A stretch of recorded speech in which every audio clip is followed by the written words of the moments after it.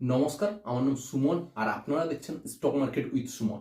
তো গাইস, আজ আমরা মূলত দিগ্গজ দুটো কোম্পানি নিয়ে আলোচনা করব। বর্তমান সময়ে এই দুটো কোম্পানির ট্রেন্ডিংও রয়েছে, টাটা মোটরস আর টাটা পাওয়ার। কিন্তু তার আগে আপনাদের কাছে একটা ডিসক্লেমার দিয়ে দিই, আমরা এই চ্যানেলে শুধুমাত্র এডুকেশন পারপাস ভিডিও বানাই। কোনো শেয়ার বাই সেল বা হোল্ড করার কোনো পরামর্শ এই চ্যানেল দেওয়া হয় না।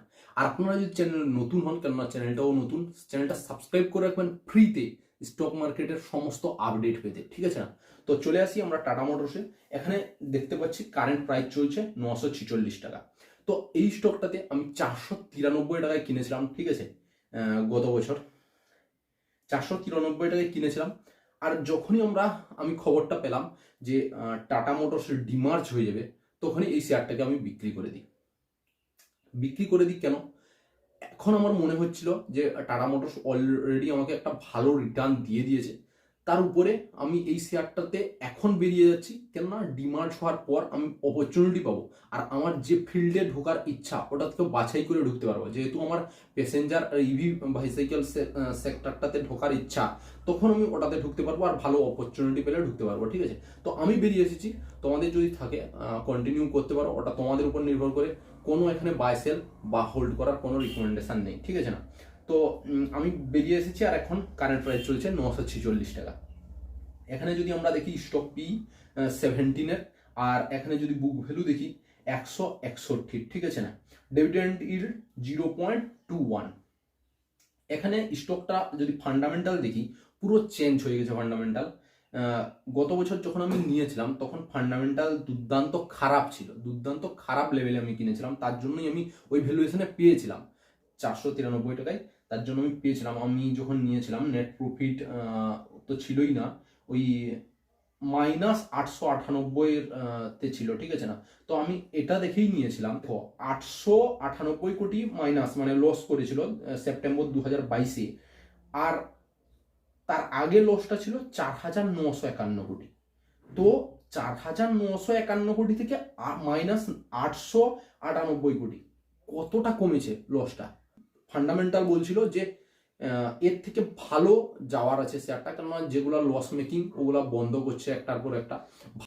আর শুধু যে লসটা কমে গেছে তার জন্য কিনলাম সেমনটা নয়, ইভির উপরে ফোকাস করছিল, যেখানে কোনো কোম্পানি ইভির উপরে ফোকাসই করেনি।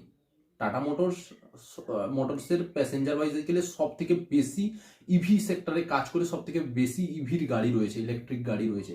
আর আমার ইভিতে বহুত ইন্টারেস্ট ছিল তখন, ঠিক আছে না? মানে সবগুলা পয়েন্ট পজিটিভ ছিল আমার, সবগুলা পয়েন্ট একটা একটা মিলে একটা বেশ ফোকাস দেখতে পেয়েছিলাম। ভালো রিটার্নের একটা ছবি দেখতে পাচ্ছিলাম, ঠিক আছে না?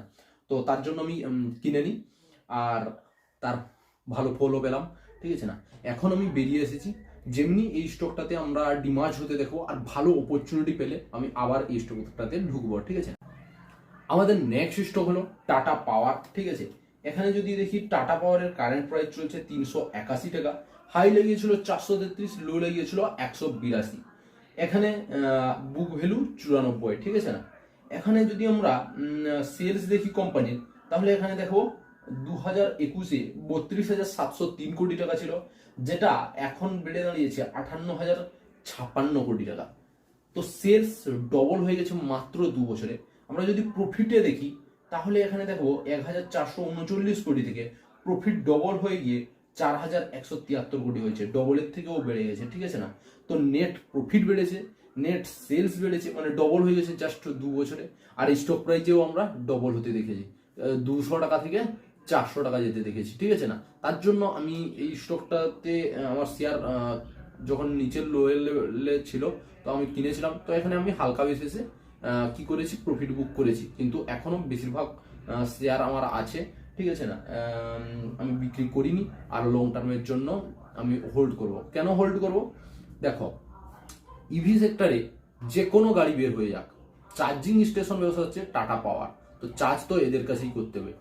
বাইরে থেকে টেসলা চলে আসুক, বা এখনো কোনো কোম্পানি তো ইলেকট্রিক বাইসাইকেল তৈরি করা শুরুই করেনি বলা যেতে পারে, কেননা পুরো মার্কেটটাই আছে টাটার কাছে, ঠিক আছে না? টাটার বাইসাইকেল আমরা রোডে দেখতে পাচ্ছি, ইলেকট্রিক বাইসাইকেল।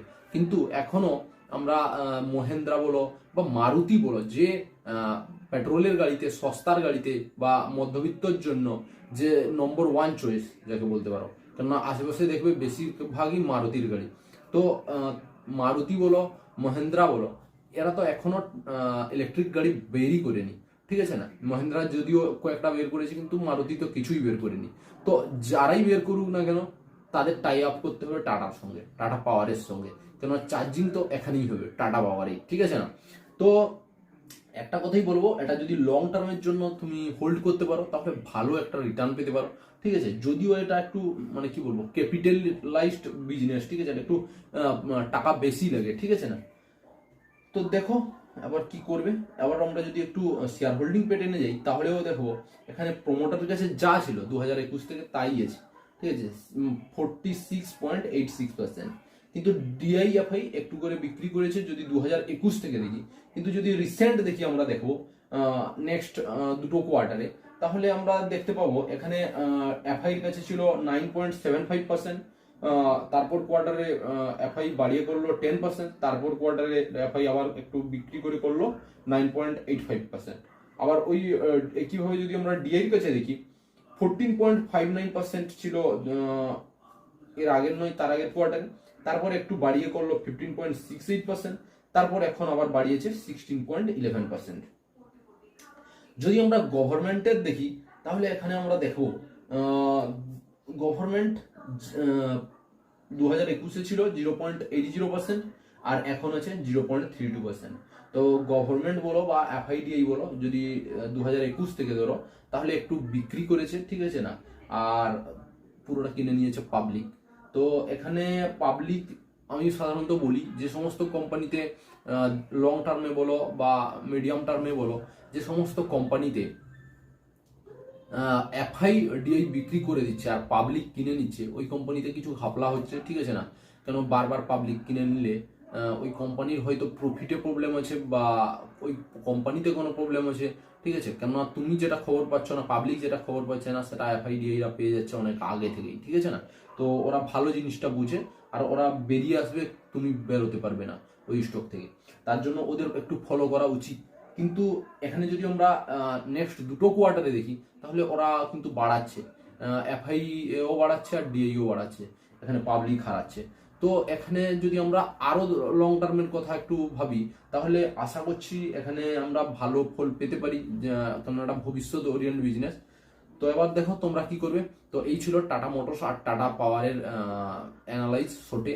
তো ভিডিওটা কেমন লাগলো, ভালো লেগে থাকলে অবশ্যই লাইক করো, চ্যানেল নতুন হলে অবশ্যই চ্যানেলটা সাবস্ক্রাইব করো, আর পাশে থাকা বেল আইকনটা ক্লিক করে অল নোটিফিকেশন অন করে রাখো। জয় হিন্দ, জয় ভারত। পরবর্তীতে আবার দেখা হচ্ছে।